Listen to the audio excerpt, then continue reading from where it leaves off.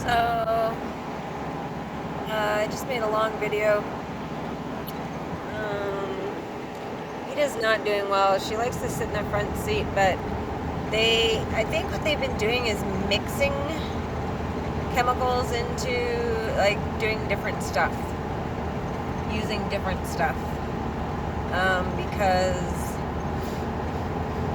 there's a weird smell. There's a weird sort of smell to it. I would guess that they do that. They mix stuff up and they make it different and use different drugs. I had 2 coffees, frappuccinos with 2 shots of espresso each. That's 4 shots of espresso. My arm is aching. My pinky finger hurts. My anus. All the things that they injure just become very painful. So it's kind of strange because an anesthetic is a painkiller, essentially, right? In a way. I mean, primarily it knocks someone out, but it also, alleviates pain, obviously, because it. But I'm guessing when you're awake and you inhale it, that's different. Yeah, I was thinking about me making that video, and I'm uploading it, and there's like 4 other videos waiting, like trying to upload, and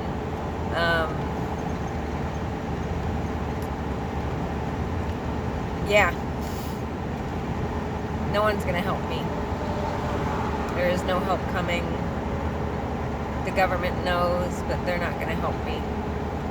That this is not, because I think to myself, maybe they're, investigating, and they're just investigating. It's a long ordeal, who it's originating from, blah, blah, blah. It's complicated and long term, but I don't think so. I think that they are watching, learning, and this would be very fascinating to them to be able to have a drug that they could use. Like, if they expose this situation, then they can't use it against other people. They can't use it for themselves, right? So they can, they can see, like, through this, that they can mix stuff into it too. They can put other drugs into it. They definitely have done that. I've definitely had different feelings of sickness and, just different symptoms and stuff like that at different times. And like right now, there's, they knew I was going to get up and go on the road for a long period of time. They knew I'd be in the vehicle for a long period of time.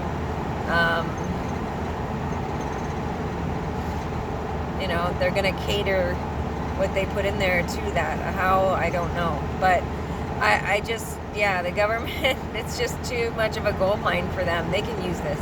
They can use this against whoever they want to. Again, I mean, I didn't even know it was happening for the first couple of months, And despite waking up with bruises and semen and injection marks on my body, and it's just, I had no memory, so I couldn't really comprehend what was going on. Like, that's why it's so crazy when people are like, "You're crazy, this isn't true, you're making this up."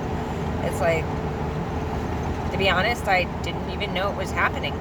And then when I started, like, all arrows were pointing to, this is what's happening, I still was, like, not able to deal with it. And also really not eager to go and tell anybody, since they had already sort of started the dialogue that I was crazy and all the other stuff didn't happen. I really wasn't super eager on saying, no, but now all this is happening. It's like, but, and it didn't matter that I said anything anyways. The raping didn't stop. In fact, that got worse, and the sodomy and the torturing, all that got worse. And they did it in a different way. They stopped, like, overtly bruising the shit out of my body. They stopped. That vehicle's passed me twice. How is that possible?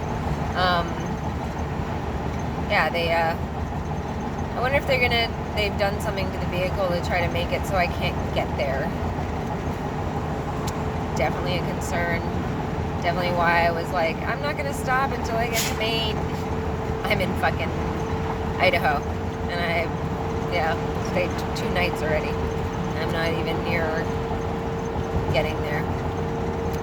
So, yeah, the government knows, and if they expose it, then they can't use it. And my life, I'm sure they just consider that as whatever, nothing. You know, it's probably very beneficial to them that my family is like, no, she's crazy, none of this is happening, even though I know deep down that they know that that's not true.